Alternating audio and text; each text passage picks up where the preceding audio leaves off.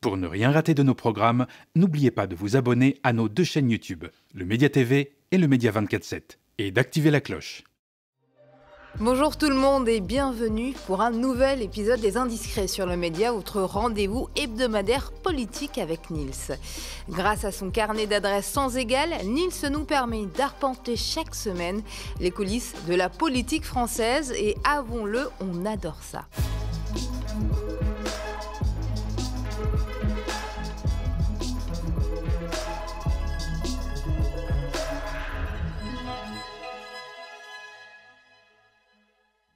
Alors au sommaire, cette semaine, suspension, piège. Bon, vous aurez compris la rime, on va parler donc de la réforme des retraites et de comment le PS a sauvé le soldat Lecornu et surtout notre cher président Emmanuel Macron.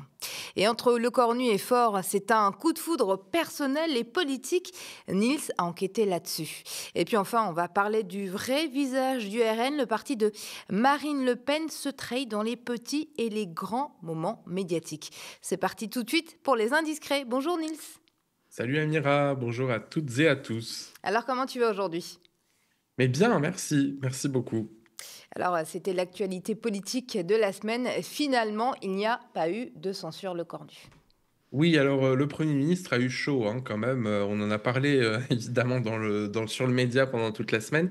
Mais au final, il a manqué 18 voix, 18 petites voix à l'Assemblée pour renverser le gouvernement face à la motion de censure déposée par la France Insoumise. Alors dans le détail, c'est toujours bien d'entrer dans le détail. 7 députés ont voté pour la motion au PS. Il y a eu un courageux chez les LR. Un seul chez Lyot. Alors effectivement, le président de leur groupe a été recruté par Lecornu au gouvernement. Bah, manifestement, ça a bien fonctionné.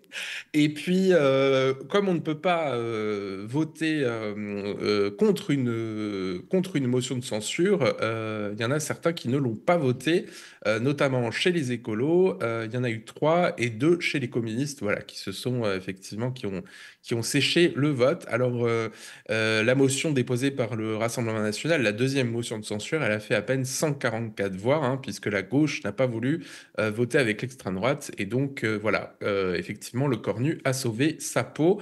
Côté PS, la direction, donc emmenée par Olivier Faure, soutient qu'il s'agit d'une victoire et que l'abandon du 49-3 qui a été concédé par Lecornu va permettre de mieux légiférer au Parlement. Écoutons Olivier Faure. Mais ce qui a changé avec ce gouvernement par rapport au précédent, il s'est rallié à la position défendue par tout le nouveau Front populaire de ne pas gouverner avec le 49-3 et donc d'accepter l'idée que c'est le Parlement qui est souverain. Alors chacun prendra son risque et chacun devra répondre de ses actes devant vous, devant les Françaises et les Français, parce qu'à chaque vote, chacun saura que son vote compte puisqu'il n'y aura pas de correction possible par le gouvernement en fin de parcours avec un 49-3. Mais si le Parlement n'était pas respecté, si le gouvernement ne tenait pas ses engagements, je pense notamment à la suspension de la réforme des retraites, il va de soi que nous censurerions immédiatement. Et donc, tant que le Parlement sera respecté, tant que le gouvernement sera loyal avec le Parlement, nous ne le censurerons pas. Dès lors qu'il ne le serait plus, nous le censurerons immédiatement. Voilà, et toujours, selon Olivier Faure, la suspension provisoire de la réforme des retraites, victoire arrachée de haute lutte au Premier ministre, va sauver 35 millions de Français. Il l'a martelé partout pendant cette semaine. Alors tout le monde va dire que c'est Olivier Faure qui a sauvé Sébastien Lecornu et bon, ils ont certainement raison. On a quand même l'impression que c'est le grand amour en politique et personnel entre Olivier Faure et Sébastien Lecornu. Et mon petit doigt me dit, Nils, que tu as enquêté là-dessus. Ben oui, on peut parler en tout cas d'une idylle politique. La grande victoire de Lecornu, c'est moins d'avoir empêché finalement cette censure que d'avoir remporté le cœur d'Olivier Faure. Le patron du PS, il faut dire, a eu tout de suite un bon feeling avec le nouveau Premier ministre. Alors, il faut dire que ils se connaissent depuis un moment et que effectivement, le Premier ministre a l'habitude de traiter, comme on dit en politique, les oppositions. Alors, il y a eu ces fameux dîners avec Marine Le Pen chez Thierry Solaire, qui avaient été révélés par Libération et dont on s'est fait l'écho dans cette émission. Mais j'ai appris aussi que M. Lecornu déjeunait régulièrement avec François Hollande, notamment à gauche, quand il était au ministère des Armées. Et l'un de ses soutiens au Parlement m'a confié, Sébastien, c'est la Chiraki, hein. Il a un bon mot pour chacun. Et en arrivant à Matignon, il a tout de suite compris qu'il fallait charmer les socialistes. C'est un malin. Il faut dire aussi qu'il a eu un petit coup de main en la personne d'Emmanuel Macron. Une fois n'est pas coutume, hein, le président a donné de sa personne en appelant lui-même Olivier Faure au téléphone le 9 octobre pour le prévenir qu'il allait nommer Le Cornu à Matignon. C'est vrai que le président apprécie Olivier Faure, qu'il trouve fiable. C'est ce que me souffle un familier de l'Élysée. Or, ce jour-là, le 9 octobre, le président a déployé tout son charme téléphonique, comme il sait le faire quand il veut arriver à ses fins. Et ça a fonctionné. Faure s'est senti important. C'est ce que m'explique un chef du PS. Qui a eu la primeur de leurs échanges. Alors, il faut dire aussi que pour Olivier Faure, c'est un vrai changement parce que Bayrou, par exemple, ne parlait qu'à François Hollande et le méprisait ouvertement. Et donc, voilà, Faure, effectivement, se sent un petit peu poussé des ailes, hein. Et puis, ils ont tous les deux des affinités avec Le Cornu, disons, de caractère, hein. L'un et l'autre sont des taiseux. Ils n'aiment pas les mondanités. Ils fuient les confidences, aux journalistes face caméra. Et surtout, ils se tutoient en privé. Voilà, c'est quand même une preuve de confiance. Donc en fait, Nils, c'est pas seulement une idylle politique, hein, tu le disais, je le disais, c'est aussi personnel entre les deux hommes. Oui, on a bien senti qu'ils avaient effectivement une relation fluide, voilà, pour dire les choses. Alors c'est assez drôle parce qu'à un moment, Faure s'est bien cru Premier ministre, hein. Il s'est vu à Matignon après donc la fameuse démission coup de théâtre de Sébastien Lecornu auprès de Macron. Et il l'a fait savoir publiquement le lendemain, le 8 octobre, juste après la première démission de Sébastien Lecornu, en indiquant qu'il ne serait pas contre garder l'ancien ministre des Armées au gouvernement, hein. Ce qui a fait un peu halluciner quand même tout le personnel politique et les électeurs probablement. Regardez. Pourtant, où est-ce que vous arrêtez votre gouvernement? Vous prenez des renaissances, vous prenez des centristes, vous vous arrêtez où? Non, il y a un seul sujet qui doit être discuté, ce serait effectivement à la fois les armées et les affaires étrangères qui sont le domaine partagé avec le chef de l'État. Et là, il ne serait pas illégitime qu'il y ait un maintien de celles et ceux qui sont, enfin de ceux en l'occurrence, qui sont en fonction... Donc vous gardez Jean-Noël Barrot. Et vous gardez Sébastien Lecornu aux armées? Donc ce ne serait pas absurde de dire que ces deux-là pourraient rester et que nous gouvernerions sur le quotidien, la politique de la nation possibilité. Voilà, alors évidemment, le but des macronistes, vous l'aurez compris, ce n'est pas gratuit, hein. Il y a évidemment leur ambition d'éviter une dissolution dans l'immédiat, mais elle est aussi de fracturer la gauche, hein. C'est quand même la grande spécialité de Macron, le jeu de massacre, qui use et abuse des démonstrations d'affection et des promesses avec les socialistes pour parvenir à ses fins.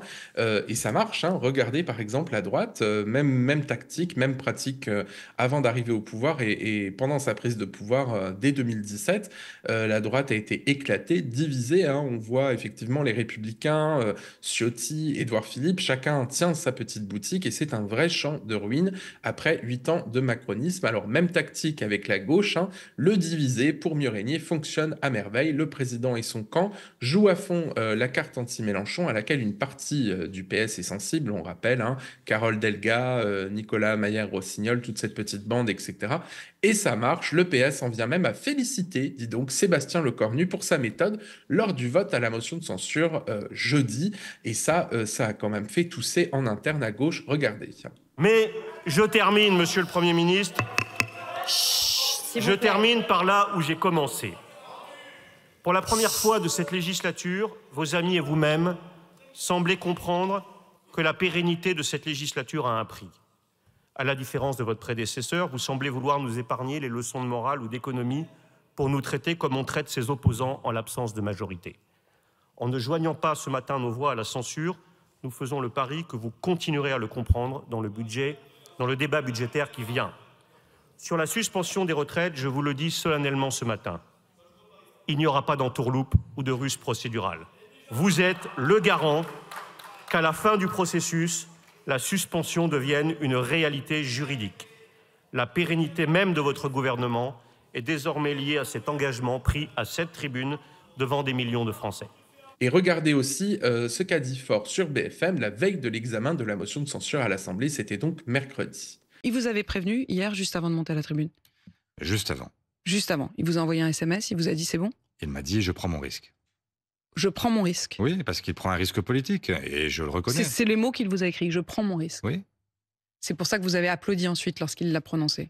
J'applaudis quand j'ai entendu l'ensemble des phrases qui permettaient de comprendre qu'il s'agissait non seulement d'une suspension de l'âge légal, mais aussi des trimestres pour qu'il n'y ait pas, en fait, de leurre sur la nature de ce qu'était l'engagement du Premier ministre. Voilà, alors là, on sent effectivement, Olivier Faure a quand même reçu des assurances de Sébastien Lecornu avant cette journée fatidique. Et donc, Sébastien Lecornu a dit à Olivier Faure, je prends mon risque. Or, prendre son risque, c'est quand même la devise favorite de Macron, hein, qui n'a pas oublié ses années de banquier d'affaires chez Rothschild, et la stratégie, effectivement, d'Emmanuel Macron, un peu brutale quand même, d'agiter la peur de la dissolution à gauche et à droite, et puis surtout cette victoire, hein, du RN qui est prévue par les sondages dans les urnes, eh bien, la stratégie d'Emmanuel Macron a quand même fonctionné à plein. Une stratégie Nice qui a finalement changé, puisqu'on le disait, prêt à nommer Bardella à Matignon en cas de victoire du Rassemblement national. En tout cas, on en a parlé plusieurs fois lors de nos précédentes émissions, donc ça veut dire qu'il a changé d'avis. Oui, c'est un vrai retournement de situation, hein, mais c'est vrai que voilà, Emmanuel Macron, c'est le banquier invétéré, hein, il prend son risque, hein, comme il dit, et il semble finalement que le président a mesuré un certain danger à se retrouver avec une majorité RN à l'Assemblée, ou pire peut-être que le Rassemblement national, puisqu'on sait qu'il a des accointances et des affinités avec l'extrême droite, pas de majorité du tout, puisqu'effectivement, en cas de dissolution et dans le cas d'un nouveau vote devant les Français, il pourrait y avoir effectivement aucun parti, disons, avec une majorité soit relative, soit absolue à l'Assemblée, et donc effectivement, il se retrouverait comptable de ce bilan. Et donc, j'ai interrogé l'un de ses familiers à l'Élysée qui me dit « Si la dissolution ne donne aucun vainqueur et que l'Assemblée est de nouveau bloquée, la question de la démission du président va de nouveau se poser. » Et donc, Emmanuel Macron joue sa survie politique. Alors, attention, Amira, hein, il ne faut pas non plus sauter à des conclusions hâtives. Macron ne se considère pas battu pour autant. Vous le connaissez, les mots « échec » ou « pardon » ne font pas vraiment partie de son vocabulaire. Petit souvenir. C'est un échec cuisant. Alors, les derniers chiffres nous disent que Stop Covid a servi à alerter, à ce jour, 493 personnes. Alors, je ne prendrai pas ce chiffre pour dire que c'est un échec. Ça n'a pas marché. Voilà, alors le président, évidemment, ne supporte pas l'idée de voir sa réforme chérie des retraites, pourtant honnie par les 3/4 des Français, lui échapper. Jugé plutôt, il avait dû y renoncer en 2020 à cause de la crise sanitaire du Covid, malgré une adoption 49.3. En 2022, il force le Parlement, en relevant l'âge de départ, revenant sur sa promesse initiale de 2017. Et donc, j'ai interrogé l'un de ses anciens conseillers qui me dit il fait une fixette sur les retraites. Pour lui, c'est sa réforme chérie.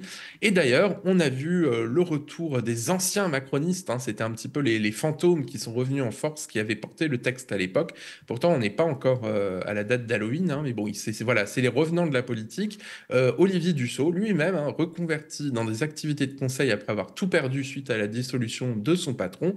Pas revanchard envers Emmanuel Macron, on a vu l'ancien ministre s'en prendre à ses petits camarades dans le Parisien, dont Elisabeth Borne, qui ont accepté la suspension de la réforme. Regardez. Vous m'avez insulté 15 jours, vous chantez, mais vous m'avez insulté, personne n'a craqué, et nous sommes là devant vous pour la réforme. Attends, Nice, on pourrait presque dire qu'il a craqué là, qu'est-ce qui lui est arrivé ? Oui, séquence souvenir. En tout cas, Dussopt a parlé avec l'assentiment de l'Élysée, ai-je appris au cours de mes échanges cette semaine. Faut-il ajouter, effectivement, dernière petite confidence sur ce coup de poker et ces manipulations élyséennes, que Emmanuel Macron espère secrètement que la suspension de la réforme des retraites ne soit pas adoptée, faute de majorité à l'Assemblée. Et en public, effectivement, le chef de l'État tente de sauver les apparences. Hier, il a reçu des députés Renaissance pour une séance soi-disant de calinothérapie à l'Élysée. C'est le Parisien qui a révélé cette information. Alors, il y avait notamment Olivier Dussopt, Sylvain Maillard, Stéphane Travert, Marie Lebec, Charles Rodwell ou encore Elisabeth Borne, toute la petite bande.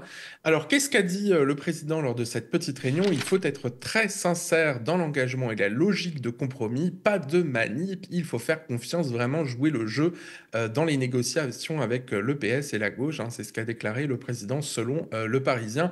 Alors, franchement, sincérité dans l'engagement, logique de compromis, absence de manipulation, faire confiance, c'est pas vraiment le registre lexical macroniste par excellence, hein, parce que le président est particulièrement retors. On rappelle quand même les contre-vérités qu'il assène tous les jours pratiquement aux Français, et puis ces multiples retournements de veste, le non-respect du programme qu'il avait promis effectivement aux Français en 2017 lors de sa première élection. Et puis l'adoption du budget, elle est loin d'être gagnée, Amira. Il y a un petit point technique quand même, parce que la France insoumise s'en est émue d'ailleurs après le non-vote, le non-vote de leur motion de censure, c'est-à-dire que quel véhicule législatif effectivement utilisé pour suspendre la réforme des retraites. Alors c'est un petit peu technique, mais le Cornu a fini par annoncer que la suspension dépendrait d'un amendement au PLFSS. Alors c'est le projet de loi de finances de la sécurité sociale qui fixe le budget tous les ans, et donc pour que cette suspension des retraites entre en vigueur, il faudra que le PLFSS dans sa globalité soit adopté. Ça suppose que les Républicains, enfin le bloc central, ce qu'il en reste, parce qu'ils sont quand même bien écrasés, et le PS se mettent d'accord sur un budget de la sécurité sociale avec très peu de voix en moins, car sinon les oppositions du RN, de la France insoumise, des écolos et des communistes, qui ont déjà annoncé qu'ils voteraient contre, risquent d'être majoritaires. Et ensuite, c'est pas terminé, puisqu'il y a la fameuse navette parlementaire, le texte part au Sénat, et les sénateurs, les Républicains, sont en majorité au Sénat. Ils sont très remontrés contre le Cornu, qu'ils accusent de les avoir négligés, et donc la majorité sénatoriale de droite va avoir moins de scrupules à rendre une copie budgétaire bien plus austère en amendant, qui pourrait empêcher du coup le PS de la voter. Alors en cas de désaccord entre l'Assemblée et le Sénat, il y a donc une commission mixte paritaire, une CMP, qui est mise en place. On en a déjà parlé dans cette émission, puisque ça fait quand même depuis 2022 que Emmanuel Macron tente de légiférer malgré l'absence de majorité absolue. Donc cette fois-ci, c'est 7 députés, 7 sénateurs qui se retrouvent en commission, et la gauche ne sera pas en position de force, autant de dire que c'est risqué. Comment on doit faire alors le PS s'il veut obtenir une suspension de la réforme des retraites ? Il va devoir voter la totalité du projet de loi de finances de la sécurité sociale avec les Républicains. Alors la France insoumise, évidemment, a beau jeu de critiquer les mesures qui sont dans le texte, les écolos également, les communistes aussi, parce qu'effectivement, il y a des amendements sur les étudiants, sur la santé, notamment des attaques contre les malades chroniques qui sont absolument inacceptables. Et effectivement, la France insoumise et même le RN ne se privent pas de tirer à vue sur le PS et LR. Alors, l'LFI présente les socialistes comme des traîtres. Regardez. J'arriverai pas à me faire croire que l'arnaque qui a été mise sur la table par M. Le Cornu est une grande victoire. Moi, j'aimerais bien, je vous le dis sincèrement, j'aimerais pouvoir dire aux gens, grâce à nous, la réforme des retraites va être abrogée. Il y a une majorité de députés qui sont pour son abrogation. Même suspendue, j'aimerais bien, mais c'est pas le cas, en fait. Et vous dites des petites couleuvres. Mais, M. Roquette, quand vous avez une génération qui bénéficiera peut-être, dans l'hypothèse où à la fin tout ça irait au bout, de 3 mois avant de partir de 3 mois de moins en fait pour pouvoir partir à la retraite. Et que dans le même temps, parce que ça c'est à peu près plusieurs centaines de milliers de personnes, que dans le même temps vous avez 18 millions de personnes qui sont concernées par la sous-indexation des pensions de retraite, 18 millions de personnes qui sont concernées par l'augmentation de l'impôt sur le revenu, des centaines de milliers d'étudiants qui sont concernés par le gel des APL. Enfin, vous voyez, ça s'appelle pas des petites couleuvres, ça. Manuel Bompard. Ça a des conséquences très concrètes sur leurs conditions de vie et leurs conditions d'existence. Projetons-nous sur la suite. Voilà, et le RN présente la droite et les macronistes comme dépendants drogués au Parti socialiste. Et avec la même équipe, on ne fera pas une politique différente. Mais vous savez qui va diriger là pendant 70 jours? C'est pas Monsieur Le Cornu, c'est évidemment pas Monsieur Wauquiez qui n'a plus aucune crédibilité. C'est Monsieur François Hollande ou alors Monsieur Faure, parce que le PS a le revolver sur la tempe de la Macronie. Ils feront du chantage incessant jusqu'à la fin. Si vous ne nous donnez pas ce que nous voulons, nous vous ferons sauter. Et donc nous sommes gérés aujourd'hui par les socialistes. Le socialisme, c'est l'impôt. Le socialisme, c'est l'immigration. Le socialisme, c'est le désastre. Alors, Nils, si jamais l'Assemblée rejette le budget proposé, qu'est-ce qui va se passer ? En cas d'échec sur le budget, ça devient quand même très compliqué. Alors, le gouvernement pourrait passer par un régime de loi spéciale jusqu'à adopter un autre budget plus tard, mais c'est quand même risqué avant les municipales. Ça risque de peser déjà que les macronistes n'ont pas le vent en poupe, la gauche non plus, mais alors en plus, si effectivement c'est le bazar jusqu'au municipal, ça va être compliqué. Et sinon, il y a la possibilité de légiférer pour le gouvernement par ordonnance. Alors là, les juristes alertent sur un point, il faudrait s'appuyer sur le budget en cours, c'est-à-dire celui proposé par Bayrou à l'époque. Autant te dire que c'est quand même le budget d'austérité par excellence. Et surtout, il n'y a pas la suspension de la réforme des retraites. Oui, que voulait absolument l'EPS. Justement, l'EPS, comment ils se positionnent là-dedans? On a du mal à comprendre leur position. C'est quand même assez flou.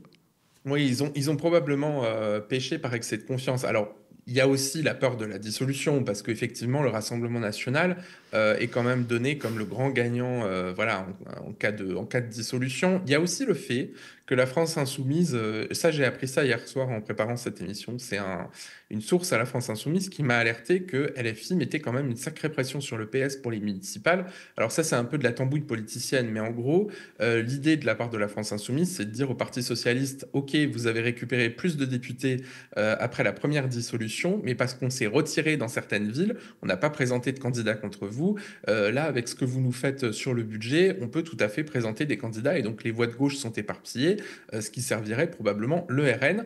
Alors on peut dire effectivement que les socialistes ont été pris à leur propre piège. Je reprends les mots du constitutionnaliste Benjamin Morel dans Le Point jeudi. Leur erreur originale au PS a été de demander au Premier ministre de renoncer au 49.3. Et oui, parce que en utilisant le 49.3, le Cornu aurait pu intégrer la suspension de la réforme des retraites à son texte. Il aurait alors suffi que le PS ne censure pas le gouvernement sans se retrouver obligé de voter le budget.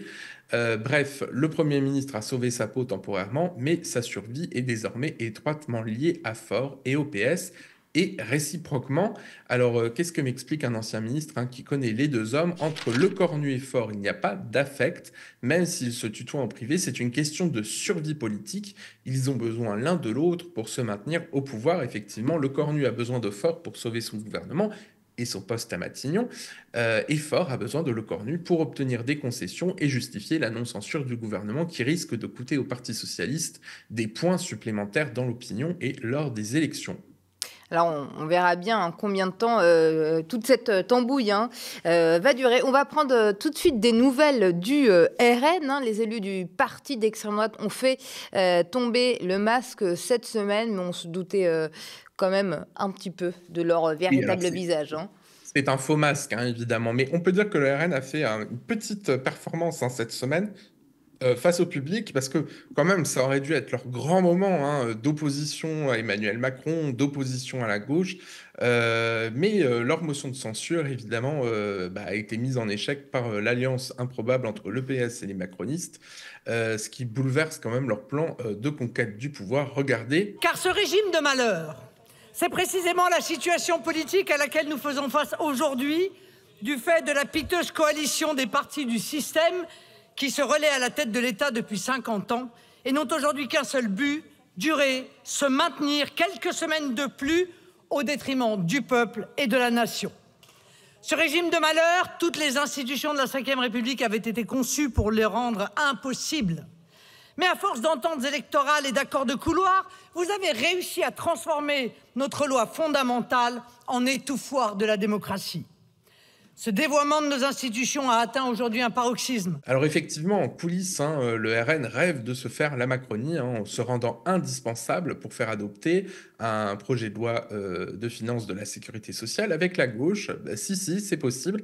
C'est en tout cas ce que me dit ma source au RN cette semaine. L'extrême droite dispose tout de même de 138 députés avec son allié UDR, représenté par Éric Ciotti à l'Assemblée, et peut donc se rendre incontournable face à la droite qui est rétive effectivement à voter des mesures comme la suspension de la réforme des retraites. Alors, on peut remercier en tout cas Emmanuel Macron et son bilan au bout de 8 ans au pouvoir. 138 députés d'extrême droite à l'Assemblée, c'est quand même un record sous la Ve République. Et puis, on a vu sur cette suspension de la réforme des retraites, Marine Le Pen et Bardella envoyer des signaux, en s'opposant fermement, notamment à l'attaque Zuckman, alors que leurs troupes s'étaient abstenues sur le sujet en février. Écoutons d'ailleurs Jean-Philippe Tanguy, le monsieur finance du RN, comme on dit, sur le sujet ce matin. Vous pourriez la voter, la taxe? Non, on ne votera pas cette taxe Zuckman, c'est n'importe quoi. Si les socialistes veulent encore vivre au pays d'Alice, au pays des merveilles, où il y a 10 milliardaires qui vont accepter de faire un chèque de 2 milliards d'euros au fisc français chaque année sans partir, s'ils croient à ça, moi j'y crois pas. Et en plus, ce serait injuste. Donc c'est n'importe quoi. Voilà, donc pas de taxation pour les plus riches. Le RN poursuit sa mue ultra-libérale pour plaire au patronat malgré ses discours de parti proche du peuple. C'est quand même la plus grosse arnaque politique en France ces dernières années. Mais on a aussi vu le RN reprendre ses vieilles habitudes nauséabondes cette semaine à l'occasion du débat sur la motion de censure. Regardez par exemple cette sortie sexiste, misogyne, voire transphobe qu'a tenue Sébastien Chenu lors de son discours à la tribune. Une écolo barbue, on a déjà vu. Une barbue ministre antinucléaire, on veut pas voir.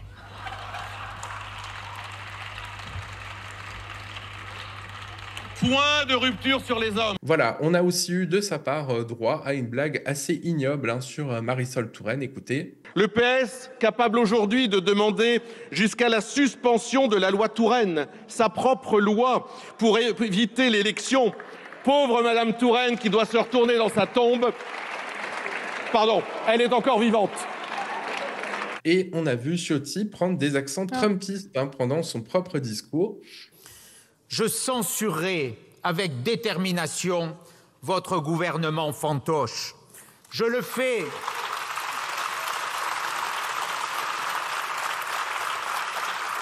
Je le fais sans hésitation, sans état d'âme, sans ambiguïté, pour une raison simple qui apparaît à tous les Français, car votre politique est tout simplement socialiste. Oui, je censurerai un gouvernement socialiste, gouvernement dont M. Hollande est devenu le vice-premier ministre, un gouvernement otage du Parti socialiste, prisonnier d'Olivier Faure, qui vous tient, qui vous contraindra, qui vous dicte déjà votre ligne. Alors, il n'y a pas que Chenu, Ciotti. On a aussi vu la députée Laure Lavalette qui a tenu des propos ignobles, grotesques. Oui, c'était sur la France Insoumise. Alors bon, là, c'est moins étonnant quand même de la part du RN qui effectivement est dans une forme de haine par rapport à ce qu'ils appellent l'extrême gauche, alors que LFI n'est pas du tout à l'extrême gauche. Mais effectivement, on a vu cette proche de Marine Le Pen tenir ses propos la semaine dernière sur les médias Bolloré à propos de la France Insoumise. Regardez. Parce que ces gens-là n'aiment pas la France, ils n'aiment pas nos institutions. Gauthier Lebret, il n'aime pas Noël, il n'aime pas les sapins de Noël, il n'aime pas les barbecues, il n'aime pas Miss France, il n'aime pas le Tour de France, il n'aime pas Sardou, enfin, il n'aime pas ce que nous sommes. Donc, il n'aime pas les fêtes du cochon, c'est vrai. Mais non, mais donc en fait, on pourrait s'acharner. Mais encore une triste fois, vie, quand tant même. qu'il y a une. Et d'ailleurs, vous savez quoi, je les trouve tristes, moi. Ouais, c'est très intéressant ce que vous dites, Gauthier. Moi, je trouve le pas militant d'extrême gauche, je le trouve. Non. Voilà, alors Lavalette, c'est pas n'importe qui, c'est l'ancienne porte-parole de Marine Le Pen, dont elle est très proche.